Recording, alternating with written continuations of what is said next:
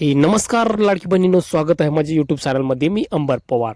आज या व्हिडिओमध्ये लाडकी बहिणींसाठी एक अतिशय आनंदाची अपडेट घेऊन आलेलो आहे. तर लाडकी बहीण योजनेची जी ई-KYC प्रक्रिया होती ती 31 मार्चपर्यंत अंतिम मुदत दिलेली होती. म्हणजे 31 मार्चपर्यंत ज्या बहिणींची ई-KYC चुकलेली असेल त्या बहिणी दुरुस्तीसाठी 31 मार्चपर्यंत ई-KYC करण्याची संधी भेटली होती.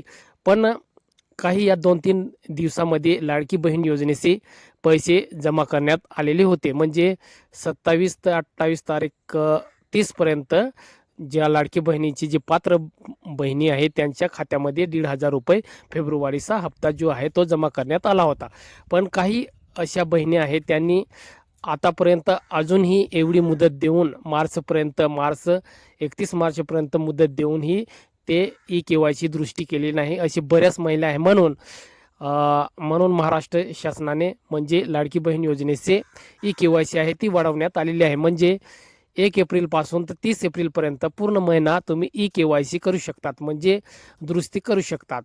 तर ही अतिशय आनंदाची बातमी आहे. जे बहीण आहे ते ई-KYC दुरुस्ती केलेली नाही किंवा ई-KYCच केली नाही त्या बहिणी आता या 1 महिन्यामध्ये ई-KYC करून घ्यावे. म्हणजे जास्तीत जास्त जे पात्र महिला आहेत त्यांना लाभ मिळावा म्हणून 1 महिना वाढीव देण्यात आलेला आहे. म्हणजे 30 एप्रिलपर्यंत मुदत आहे. म्हणून सगळ्या लाडकी बहिणींना विनंती आहे की ई-KYC ही प्रक्रिया पूर्ण करून घ्या.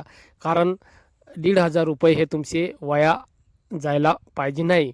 म्हणून ई-KYC करून घ्या आणि तुमचे आधार अपडेट नसेल तर आधार अपडेट करून घ्या